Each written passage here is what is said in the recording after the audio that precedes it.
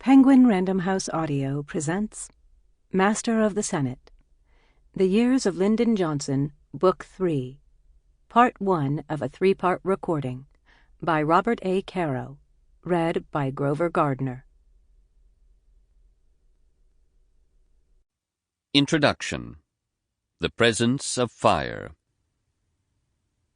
When you come into the presence of a leader of men, you know you have come into the presence of fire, that it is best not incautiously to touch that man, that there is something that makes it dangerous to cross him. Woodrow Wilson.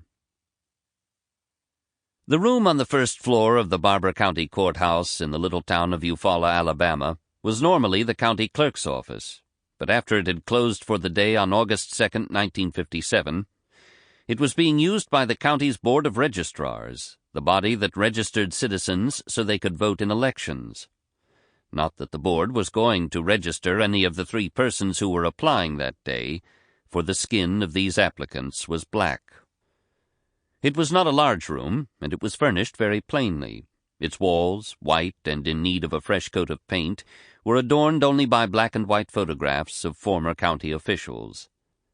Against the rear wall stood a row of battered old filing cabinets that contained records of deeds and mortgages and applications for driver's licenses, and in front of the cabinets were 6 small utilitarian gray metal office desks, each with a small worn chair.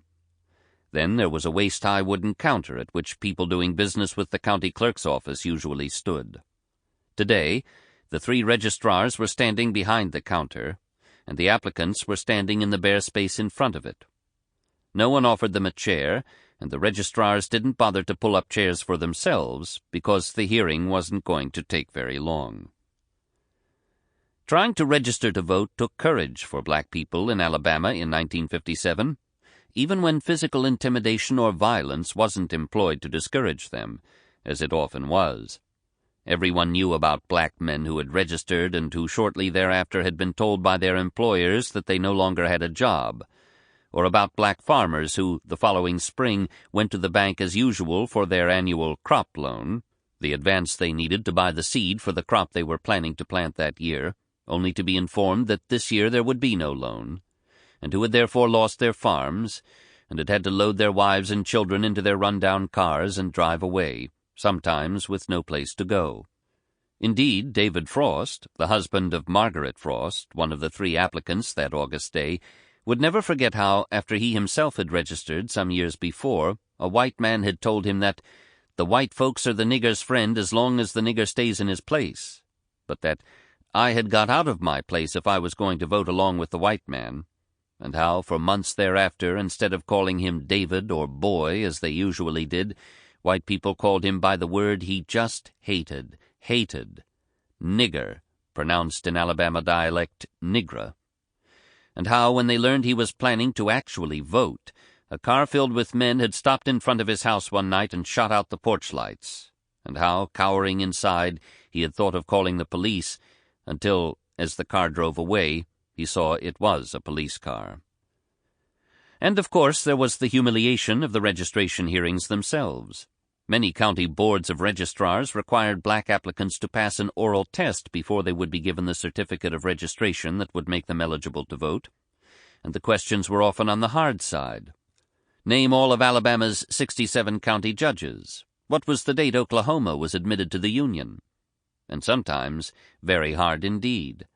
How many bubbles in a bar of soap? The Barber County registrars used a less sophisticated technique.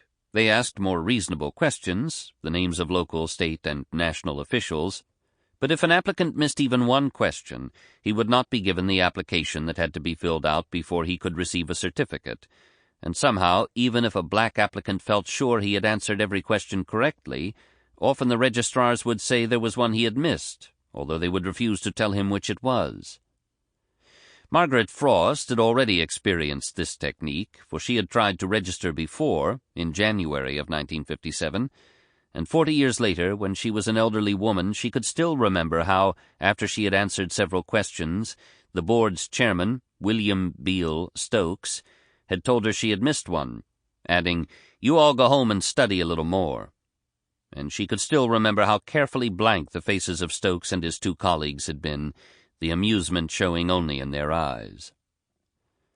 Nonetheless, despite the humiliation of her earlier hearing in the county clerk's office, Mrs. Frost, a soft-spoken woman of 38, had returned to that dingy room to stand in front of that counter again.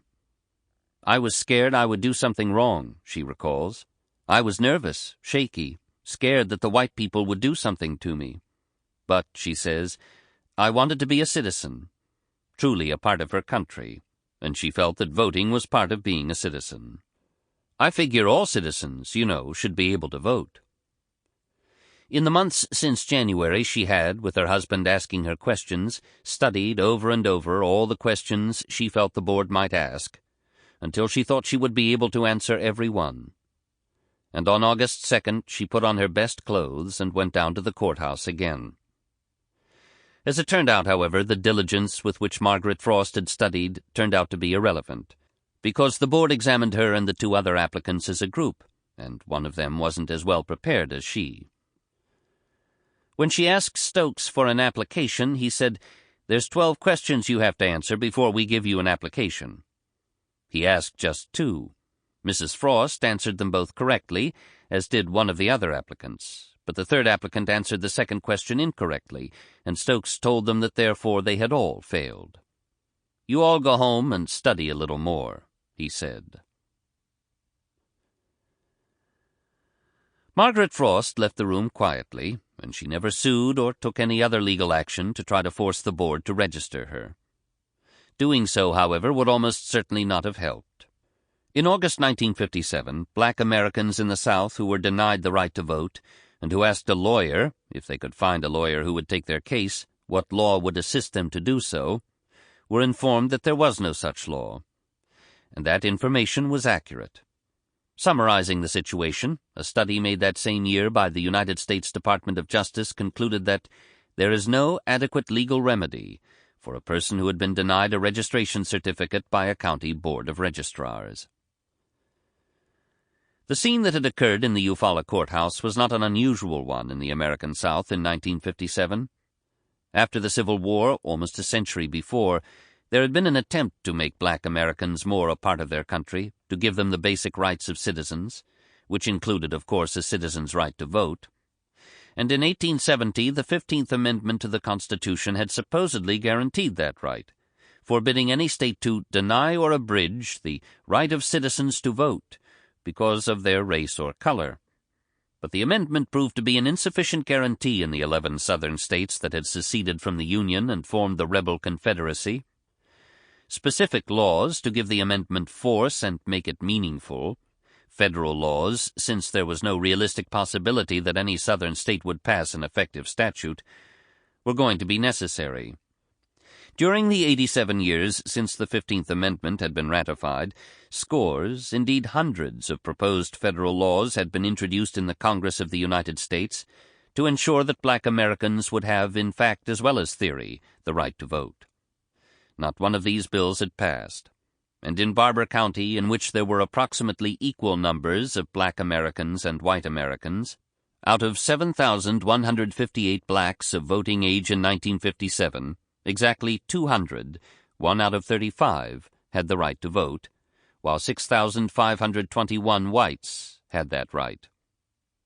In Alabama as a whole, out of 516,336 blacks who were eligible to vote, only 52,336, little more than 1 out of 10, had managed to register. For the 11 southern states as a whole, out of more than 6 million blacks eligible to vote, only 1,200,000, 1 out of 5, had registered. And of course even those blacks who had registered to vote often didn't dare go to the polls to cast ballots because of fear of violence or economic retaliation. In 1957, there were scores of counties in the South which had tens of thousands of black residents, but in which, in some elections, not a single vote had been cast by a black. The room in another city, 800 miles to the northeast, in Washington, D.C., was hardly more impressive than the Eufaula County Clerk's office. It was L-shaped, and the short leg of the L was lined with telephone booths only slightly larger than conventional booths and distinguished from them only by a... Sample complete. Ready to continue?